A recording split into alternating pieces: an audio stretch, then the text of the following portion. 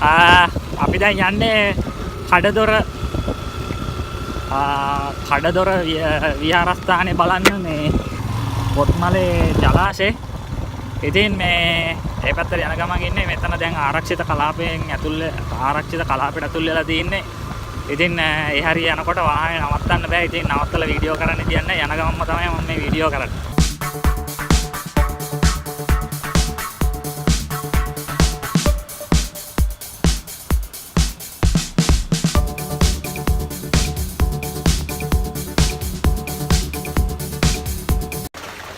අපි යම් බාහනයක වැස්සකට ආවුණා මේ ගම්පොලේ ඉඳන් කොත්මල ජලාශය පැත්තට එනකොට ඉතින් කරන්න දෙයක් නැහැ. වැස්සෙයි කියලා ටුවර් එක අතරින්නත් බෑනේ. පොඩ්ඩක් වැස්ස අඩු වෙනකන් ඉඳියා මේ මෙතන නේ තැනකට වෙලා. ඉතින් වැස්ස අඩු වුණක මම ආපහු යනවා. අනිවාර්යෙන් අද කඩදොර විහාරේ බලන්නම ඕන. අපි කඩදොර විහාරයට දැන් බොහොම කිට්ටුවෙන් තව කිලෝමීටර් 5ක් වගේ තමයි යන්න තියෙන්නේ. ඉතින් යමු. ඔහොම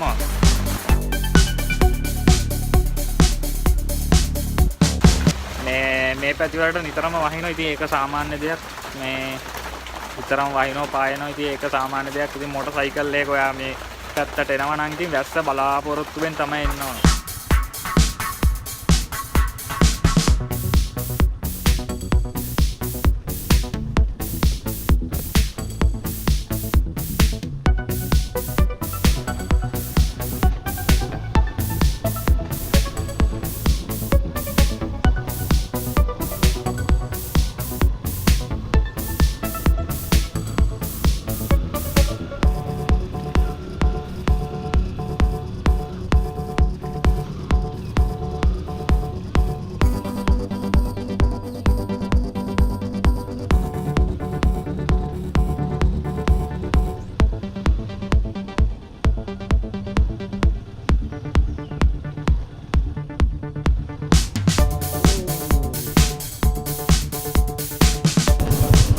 Kau bang, ada tu?